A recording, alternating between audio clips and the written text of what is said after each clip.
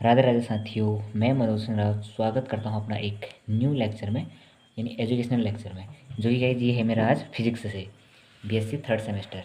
ठीक है, क्योंकि इससे पहले हम मैथ्स में डाल चुका हूं, मैं कुछ इंपॉर्टेंट टॉपिक डाल चुका हूं, केमिस्ट्री में भी डाल चुका हूं। तो सोच रहा हूँ अब थोड़ा फिजिक्स में डाल लेता हूँ। अभी बाकी आगे को आती रहेंगी वीडियोज़, ऐसा नहीं है। जब तक पेपर ख़त्म नहीं हो जाता आपके तब तक आते रहेंगे, हर बार डालते रहता था मैं, इस बार भी डाल रहा हूँ।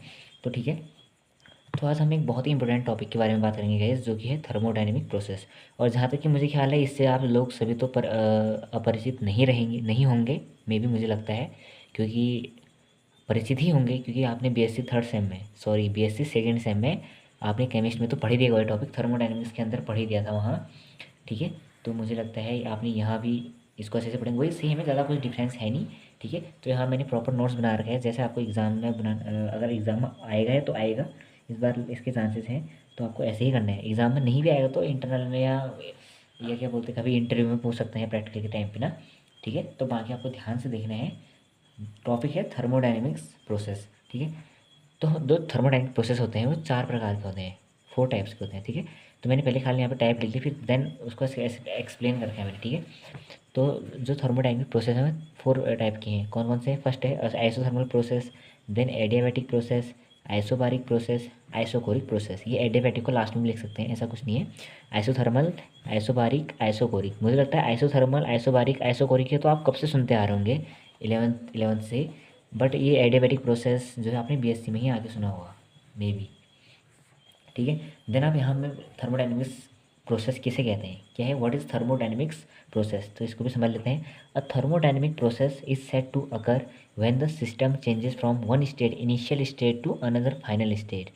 The different processes commonly met with in the study of chemical thermodynamics are as follows.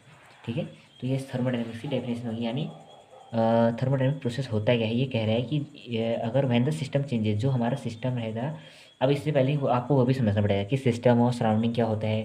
ठीक है, मुझे लगता है ये चीज़ें बताने की ज़रूरत तो है नहीं, क्योंकि आपने मे भी पिछले सेम में केमिस्ट्री में तो पढ़ ही रखा है इसको। ठीक है, सिस्टम और सराउंडिंग क्या होता है। ओके,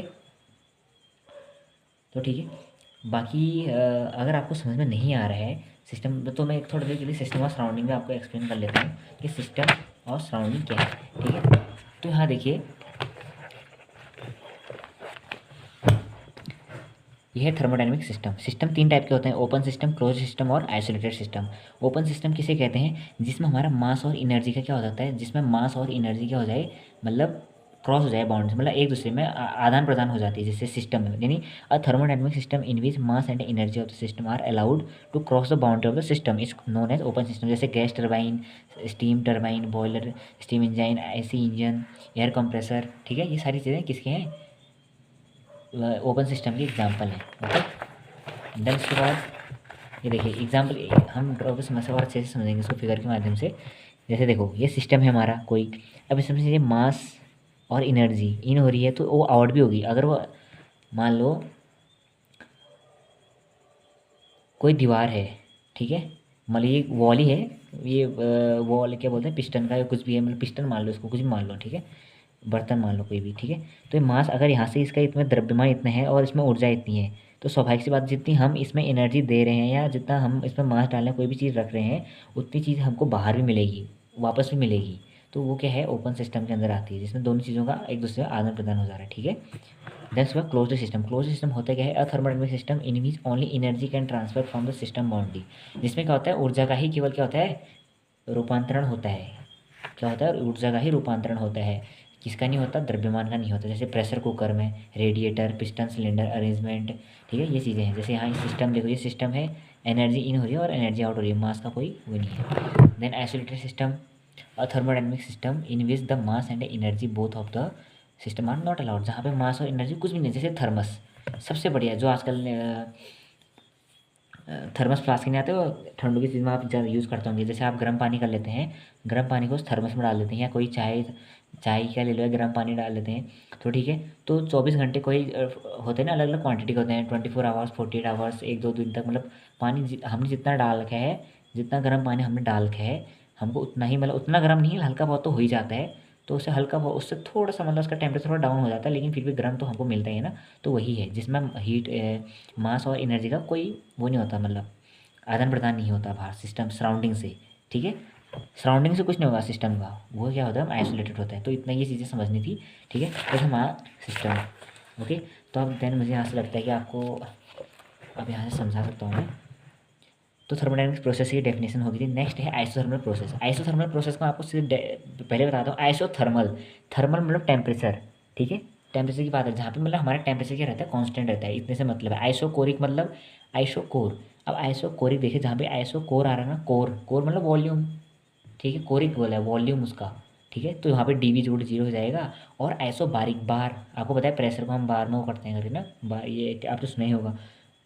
तो वहाँ पे क्या हो जाएगा, D P is equal to zero हो जाएगा। और आइडियामेटिक प्रोसेस में D Q is equal to zero हो जाता है, ठीक है। ये चीज़ें समझिए, वो था। देन आप यहाँ पे देखिए isothermal process, when a process is carried out in such a manner that the temperature remains constant through out the process, it is called an isothermal process, okay. क्या कह रहा है, when a system sorry when a process is carried out in such a manner, जब हमारा कोई भी क्या है प्रोसेस कैरिड आउट होता है सच मैनर मतलब एक अच्छे तरीके, ठीक है। ये तो एक ये डेफिनेशन है, एक और डेफिनेशन है, ठीक है। ज़्यादा कुछ टफ नहीं है आपको समझ। जहाँ पे क्या कह रहा है वही कह रहा है, constant temperature remains constant through out the process. प्रक्रिया के दौरान जो हमारा तापमान वो क्या रहेगा, कांस्टेंट रहेगा, ठीक है, स्थिरांक स्थिर रहेगा।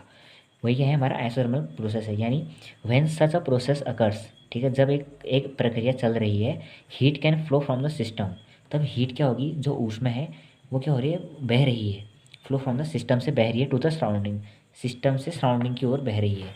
एंड वाइस वर्सा, और अपोजिट हो रहे हैं, ठीक है।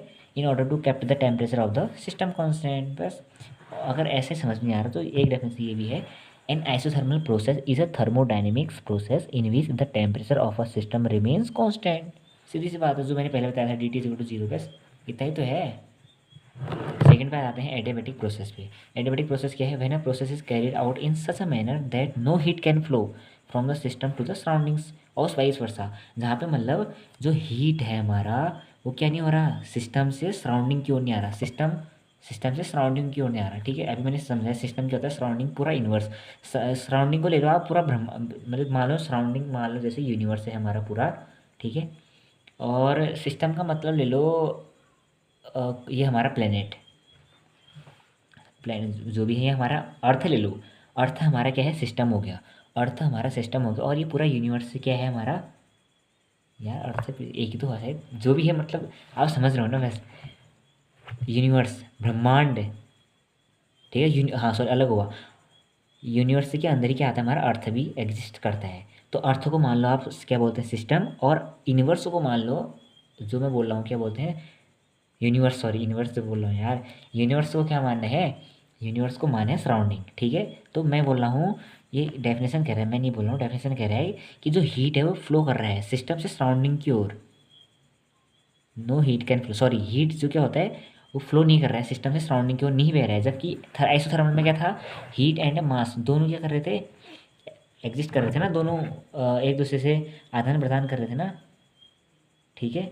ये ऐसे समझना है, पता नहीं क्या हो रहा है आज, आप समझ रहे हो ना मैं क्या कह रहा हूँ, अच्छे से ऐसे समझना है। बाकी मैंने इस डेफिनेशन तो यही है, सिंपल सा फंड है, the adiabatic process in which there is no heat transfer from in और आउट ऑफ द सिस्टम। मतलब यहाँ हीट फ्लो नहीं हो रही है यार, सिस्टम से सराउंडिंग हो ही नहीं रही है, और ना सराउंडिंग से सिस्टम के ओर, ठीक है, इतने समझ में। और इसको वैसे कैसे कह सकते हैं अगर दूसरी लैंग्वेज में, an adiabatic process is a reversible process with constant entropy from an ideal gas. बस that means D Q is equal to zero. तो ये हो गया, D Q equal to zero हो गया ना, क्योंकि हीट का था, हीट फ्लो नहीं हो रही, हीट कांस्टेंट है, मतलब हीट फ्लो नहीं होने का मतलब है हीट कांस्टेंट है यार, इतना ही तो समझना है, आपने पढ़ रखा है पहले भी। तो आइसोकोरिक प्रोसेस क्या होगा, it is a process during which the volume of the system is kept constant. Isochoric जहाँ पे वॉल्यूम क्या रहेगा, कॉन्स्टेंट है। यानी और कैसे कह सकते हैं इसको, an isochoric process is a thermodynamic process in which volume of a system remains constant, that means D V is equal to zero. बस इतना ही तो कहना वॉल्यूम का। एक है आइसोबारिक प्रोसेस, लास्ट बच गया, it is a process during which the pressure of the system is kept constant, ठीक है। यहाँ पे प्रेशर क्या रहेगा हमारा, कॉन्स्टेंट रहेगा, ठीक है। और इसको और कैसे कह सकते हैं हम, an isobaric process is a thermodynamic process in which pressure of a system remains constant, that means D P is equal to 0। इतना ही कहना है। तो यही था हमारा गाइज, यहीं तक था बस। डी पी इतना ही है, थर्मोडायनेमिक प्रोसेस ज़्यादा नहीं है। इंडिकेटर डायग्राम में कुछ इतना है नहीं, इतना ही था थर्मोडायनेमिक प्रोसेसेस। ठीक है, अगर आपको समझ में आया तो गाइज लाइक कर देना, क्योंकि आज बीच में थोड़ा लड़खड़ा जैसा गया मैं, जैसा भी है ठीक रहा। आपने पढ़ रखा है पहले से, उतना ज़्यादा एक्सप्लेन करने की ज़रूरत तो है नहीं मुझे, जहाँ तक ये लगता है। बाकी अगर नोट्स बनाना है आपको प्रॉपर, तो मैं एक शॉर्ट वीडियो बना रखी है मैंने, उसका लिंक मे बी मैं डिस्क्रिप्शन बॉक्स में डाल दूँगा इसके शॉर्ट वीडियो। अगर आपको नोट्स ही नोट्स बनाने हैं, अगर समझना नहीं है तो कोई बात नहीं, आपको आता ही होगा जहाँ तक ख्याल है। नोट्स की मैंने प्रॉपर मतलब एक वीडियो बनाया था, उसका शॉर्ट्स वीडियो का है, उसमें डाल दूँगा मैं लिंक में। ठीक है, बाकी हंसते रहिए और लोगों को भी हंसाते रहिए। और गाइस आप इसके बाद ना इंपॉर्टेंट टॉपिक ही आएंगे फिजिक्स के भी ना, इंपॉर्टेंस जो भी मतलब एग्ज़ाम्स में आने वाले हैं, जो आते रहते हैं, उनके ऊपर वीडियो बनाऊंगा। ठीक है, चाहे वो न्यूमेरिकल पार्ट हो या थ्योरेटिकल पार्ट हो, कुछ भी हो, ए टू जेड। हमको क्या, हमको तो बताने से मतलब क्यों, और आपको पढ़ने से मतलब है। ओके, इतना है। बाकी गाइस इतना देख लीजिए, बाकी मिलते हैं नेक्स्ट वीडियो में। तब तक के लिए जय श्री राम।